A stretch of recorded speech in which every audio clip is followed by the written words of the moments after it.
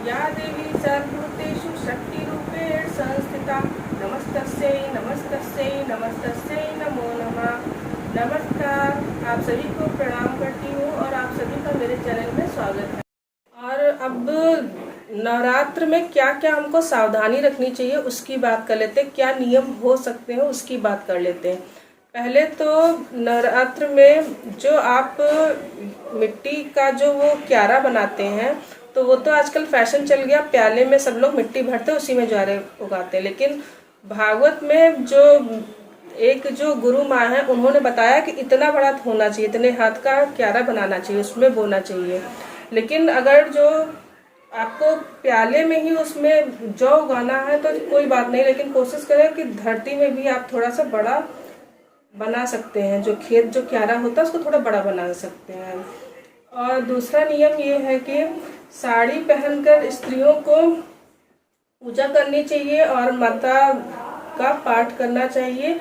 Suit में या T shirt वगैरह में पाठ माता को स्वीकार नहीं होता है, ये नियम है। माता जैसी जो वस्त्र पहनती है उसी रूप में उनको अच्छा लगता है, तो साड़ी पहनकर ही पाठ करें, पूजा करें। पुरुष जो है धोती कुर्ता पहनकर ही पूजा करें तो ज़्यादा अच्छा होता है।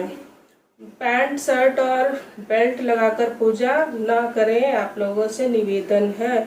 और नियम ये है कि धरती पर सोना चाहिए, ठीक है, धरती पर सोना चाहिए, बिस्तर का त्याग करना चाहिए, बेड पर नहीं सोना चाहिए। और कम से कम दिन में तो नहीं ही लेटे बेड पर, कोई मजबूरी है तो बेडशीट वगैरह चेंज करके, वैसे लेटना तो नहीं चाहिए, उसमें भागवत में तो यही दिया हुआ। मैं कौन होती हूँ ये कहने वाली कि आप जो है मैं ये नहीं कहूँगी कि आप बेड पर लेटिए। भागवत में यही दिया हुआ, देवी भागवत में, कि बिस्तर पर नहीं सोना चाहिए, जमीन में ही सोना चाहिए। और नियम ये है कि वस्त्र जो पहनेंगे नया हो तो ज़्यादा अच्छा है, नहीं नया हो सकता, खूब बढ़िया अच्छे से धुला हुआ वस्त्र पहनकर 2 साड़ियाँ बना लें या 2 वस्त्र बना लें, एक जिस दिन यूज करें नेक्स्ट डे उसको धोकर, ठीक है। तो उस तरीके से ये मतलब थोड़ा शुद्धता का ध्यान रखना जरूरी होता है। स्त्रियों को बाल जिस दिन संडे तो पड़ेगा तो उस दिन तो सभी बाल धोती हैं, बाल धोकर ही पूजा करें। पुरुष भी सर धोकर, पुरुष के लिए तो वो तो रोज ही धोते हैं, उनको क्या बताना। तो थोड़ा शुद्धता का, पवित्रता का इसमें ध्यान रखना बहुत जरूरी होता है, क्योंकि माता लक्ष्मी स्वरूपा है, उनको पवित्रता बहुत पसंद है। रोज की पूजा में भी गंगा जल का छींटा मार दीजिए। और अखंड ज्योत जलाना चाहते हैं तो वो ज्योति स्वरूपा भी है, तो ज्योति में माता का वास होता है। ज्योति जलाए तो बहुत ही अच्छा, लेकिन उसका ध्यान रखना पड़ेगा कि अखंड ज्योत जला रहे तो उसका तो ध्यान रखना पड़ेगा।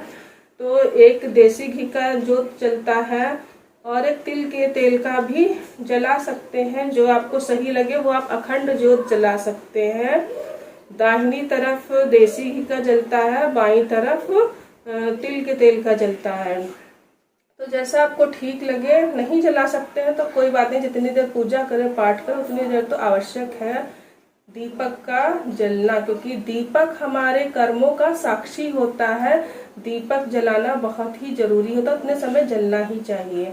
तो ये सब शास्त्रोक्त जानकारी मैं आपको दे रही हूँ जो कि देवी भागवत में दिया हुआ है। और इसके बाद जो और भी दिया हुआ है नवरात्र की महिमा, वो मैं आपको बताऊंगी, ठीक है। और एक कलश से संबंधित जानकारी है जो कि मैं जो एक वीडियो डाल चुकी हूँ उसमें मैं भूल गई हूँ, तो इसमें मैं बता देती हूँ कि कलश जो है वो धातु का हो और या तो मिट्टी का सर्वोत्तम होता है। और कलश इतना बड़ा होना चाहिए कि उसमें 1.25 लीटर जल आ सके और उसमें गंगा जल अवश्य ही डालिएगा। बाकी मैंने पूरी कलश की जानकारी मैं इसके पहले की वीडियो में दे चुकी हूँ। और नवरात्र के व्रत का जो महत्व है वो मैं आप लोगों से इसके बाद में बताती हूँ कि नवरात्र का व्रत हमको क्यों रहना चाहिए और हमें क्यों करना चाहिए, नवरात्र क्यों इतना ज़रूरी है हमारे लिए। तो देखिए, देवी भागवत में पेज नंबर 210 पर दिया हुआ है कि जगत में अन्य जितने व्रत हैं, विविध प्रकार के दान हैं, वे इस नवरात्र व्रत की तुलना कभी नहीं कर सकते, क्योंकि यह व्रत धन धान्य प्रदान करने वाला, सुख और संतान बढ़ाने वाला, आयु और आरोग्यवर्धक तथा स्वर्ग और मोक्ष देने में भी समर्थ है। अतएव जिसे विद्या, धन या पुत्र पाने की इच्छा हो, वो मनुष्य इस सौभाग्यदायी मंगलमय व्रत का विधिवत अनुष्ठान करे। विद्या की अभिलाषा रखने वाले पुरुष को इस व्रत के प्रभाव से विद्याएं सुलभ हो जाती हैं। जिसका राज्य छिन गया, उसे नरेश को पुनः गद्दी पर बैठाने की क्षमता इस व्रत में है। यह सर्वथा सत्य है। जिन्होंने पूर्व जन्म में उत्तम नवरात्र पालन नहीं किया, वही दूसरे जन्म में रोगी, दरिद्र, संतानहीन होते हैं। जो स्त्री बंध्या और विधवा अथवा धनहीन है, उसके विषय में ऐसा अनुमान कर लेना चाहिए कि अवश्य इसने पूर्व जन्म में नवरात्र का व्रत नहीं किया है। तो इतना ज़्यादा महत्व है इस नवरात्र के व्रत का, और शास्त्रोक्त विधि से करे जैसा देवी भागवत में दिया हुआ है, तो अवश्य ही माता की कृपा आप लोगों को प्राप्त होगी। और लिखा है इसमें कि जिसने जगत में आकर नवरात्र व्रत का पालन नहीं किया, वह कैसे धनी हो सकता है, कैसे से स्वर्ग जाकर आनंद भोगने की सुविधा मिल सकती है। जिसने कोमल बेल पत्रों में रक्त चंदन लगाकर, रक्त चंदन से मतलब है जो लाल चंदन होता है, वो लगाकर उनसे पूजा की है, वही पृथ्वी पर राजा होता है। माता को बेलपत्र भी चढ़ता है, उनका कभी जन्म मरण नहीं हो सकता। दुख दूर करने में वे सदा तत्पर रहती हैं।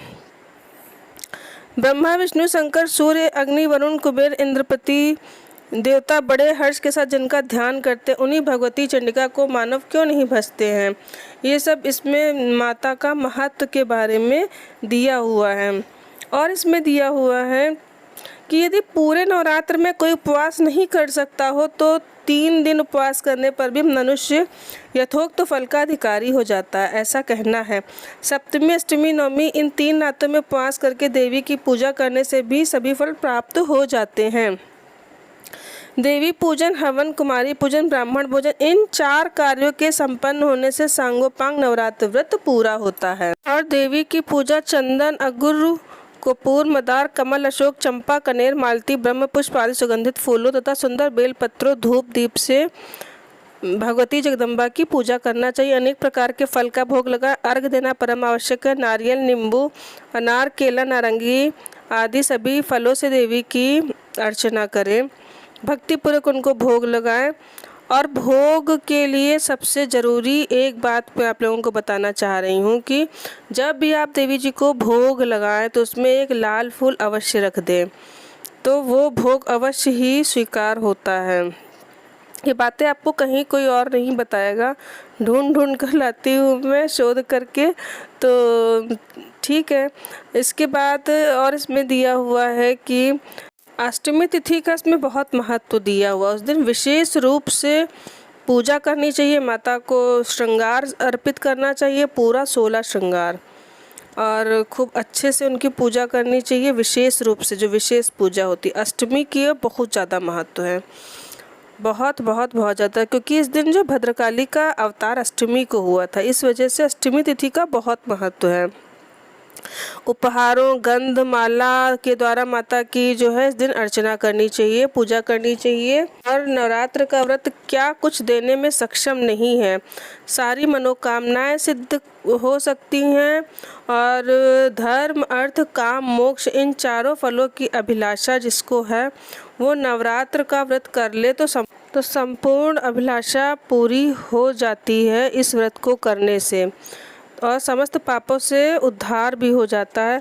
तो फ्रेंड्स, दी गई जानकारी अगर जो आपको अच्छी लगती है, किसी काम की लगती है, मेरा छोटा सा प्रयास अगर जो आपको ठीक लगता है, तो फिर इस चैनल को आप सपोर्ट कीजिए और सब्सक्राइब कीजिए। धन्यवाद। नमः शिवाय। जय माता दी।